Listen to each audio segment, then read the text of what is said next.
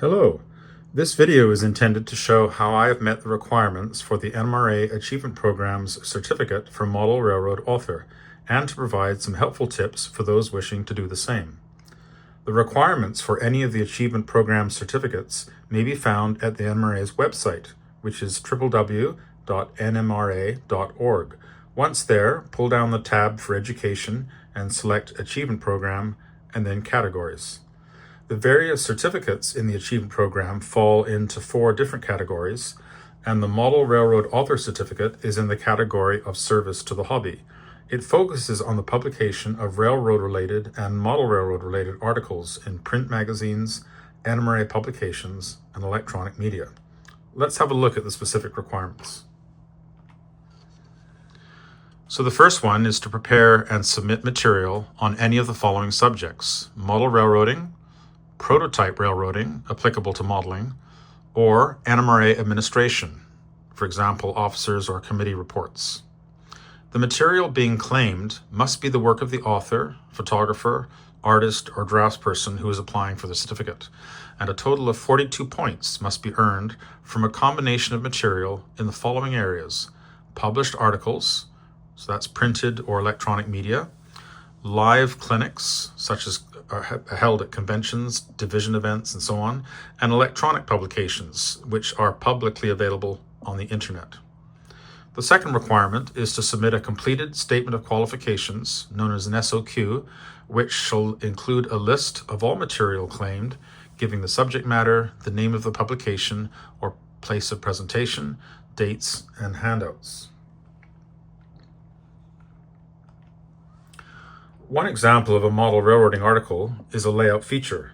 This can include a range of topics, including inspiration, design, benchwork, track work, wiring, structures, scenery, and operations. The list is extensive.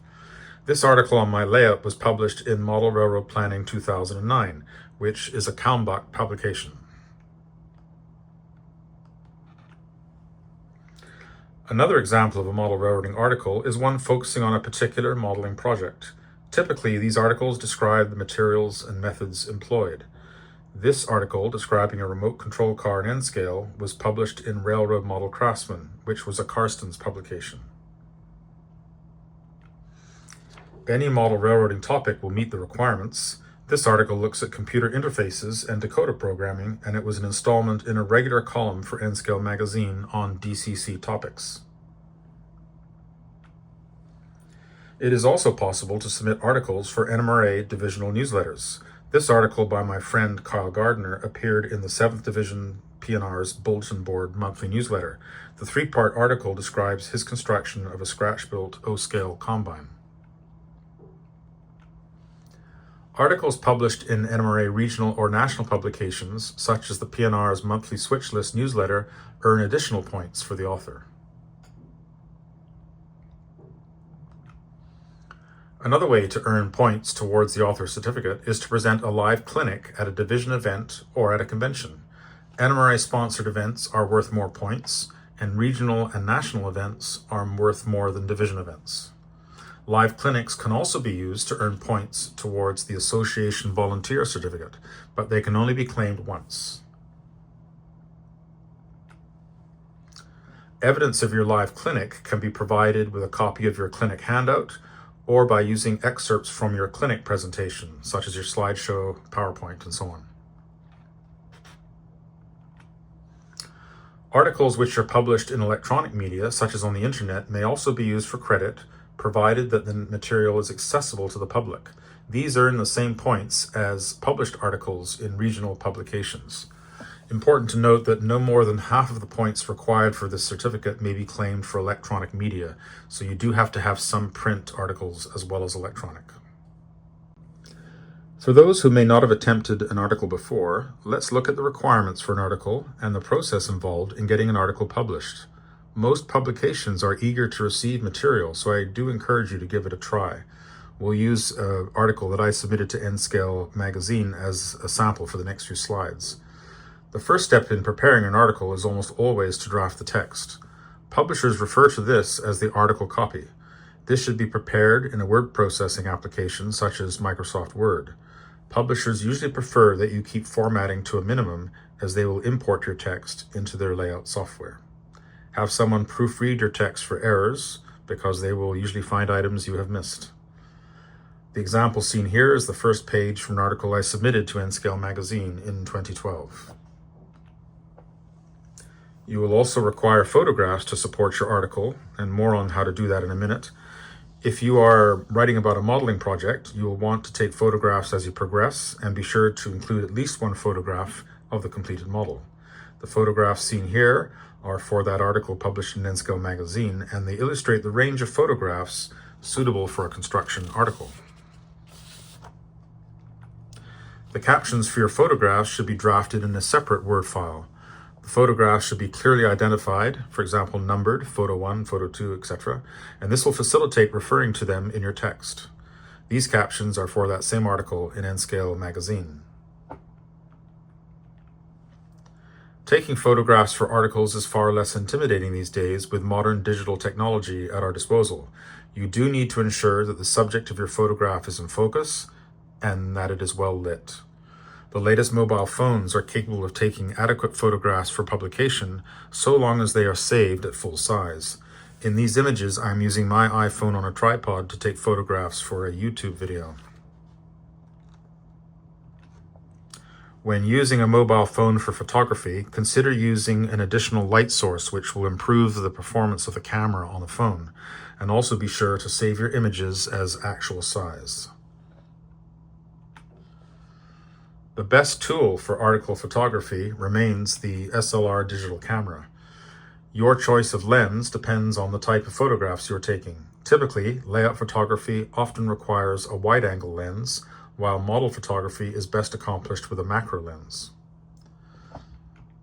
Some of the accessories you will require include a tripod and ball head, a battery and charger, storage cards and a card reader, and a remote switch. A supplemental light source, not a flash, is also desirable.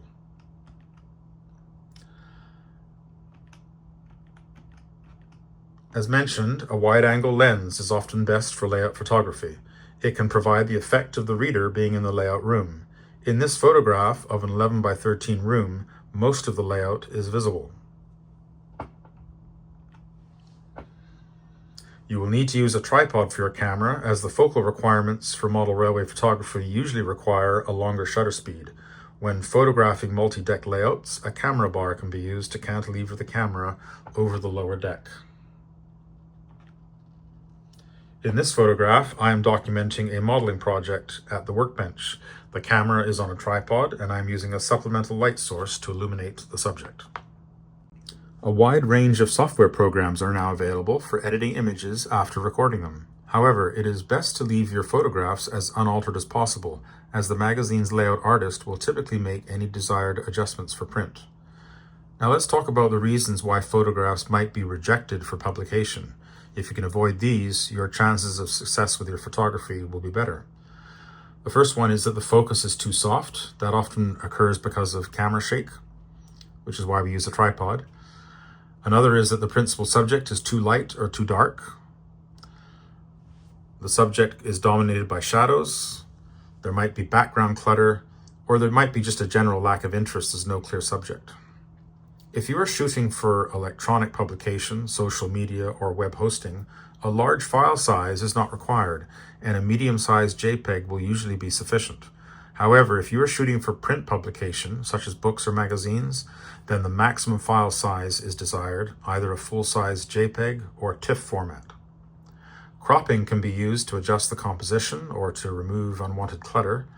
I generally avoid any unnecessary cropping to provide flexibility for the layout artist. They'll crop the photograph as they need when they're doing the layout. If you do have to crop, ensure that you preserve the aspect ratio of the image and that you avoid distortion. This occurs when one border of the photograph is moved and not the other, and then the image gets distorted. For a much more detailed look at article photography, I encourage you to check out my video tutorial on model railway photography, which is available on this YouTube channel. Now let's look at the publishing process.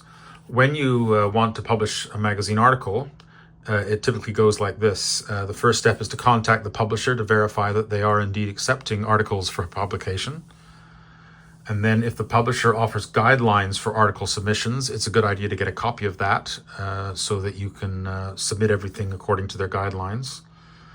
And then you're going to complete your article copy, your photographs, your photo captions, and your drawings. And then you'll want to submit those to the publisher, usually via email.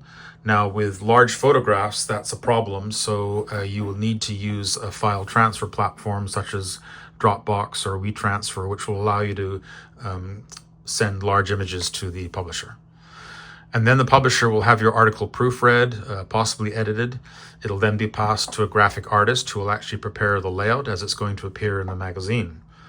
You will then receive a proof of the article layout. This usually comes in a PDF format, and this is typically your last opportunity to review and make any corrections. And finally, the article will appear in print, and typically you will be sent a copy of the magazine.